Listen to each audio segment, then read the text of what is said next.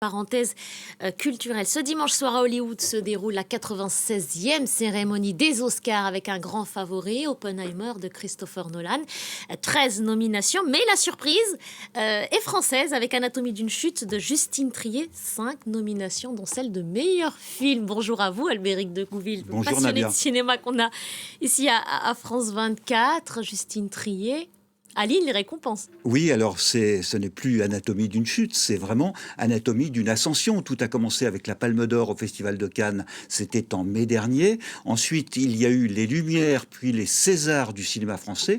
Triomphe pour Justine Triet, meilleur film à chaque fois, et une pluie de statuettes, de récompenses. Il y a eu le prix du meilleur scénario pour les BAFTA britanniques du cinéma britannique.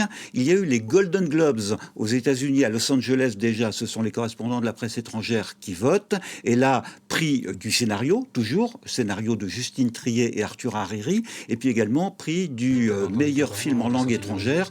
Ça, c'était pour les Golden Globes.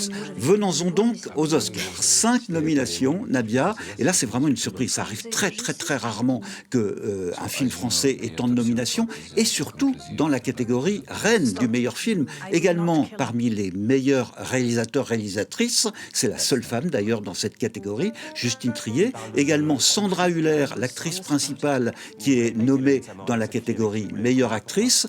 Alors, face à Oppenheimer, voilà, Justine Triet et Anatomie d'une chute ont assez peu de chance, il faut le dire. Mais il y a une catégorie où elle pourrait remporter l'Oscar, c'est celui du meilleur scénario, toujours. Alors ce scénario, parlons-en, ça commence avec un homme qui tombe du balcon de son chalet en montagne, qui est retrouvé mort. S'agit-il d'un meurtre, d'un suicide, d'un accident? Ensuite, ce sera quasiment un film de procès avec sa femme, la femme de cet homme, qui est accusée. On la voit, elle est interprétée par Sandra Hüller, la femme de cet homme qui est accusé, et le film est d'une subtilité incroyable, c'est-à-dire qu'il n'y a aucune piste qui nous est donnée, qui est privilégiée, il y a beaucoup d'ambiguïté dans le film, la réalisation est magnifique, les acteurs sont magnifiques. Donc, le petit aussi. Le petit, il y a un chien également qui joue un rôle, donc vraiment c'est un film qui triomphe partout, et peut-être ce soir ce sera la même chose. Je crois que c'est votre favori, non? Je me trompe. En tout cas, vous êtes à fond derrière. Oui. Pas complètement.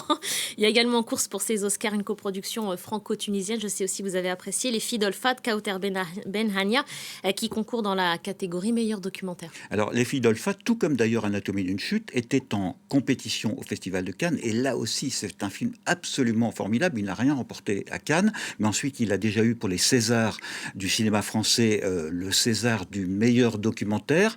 Et pour les Oscars, bon...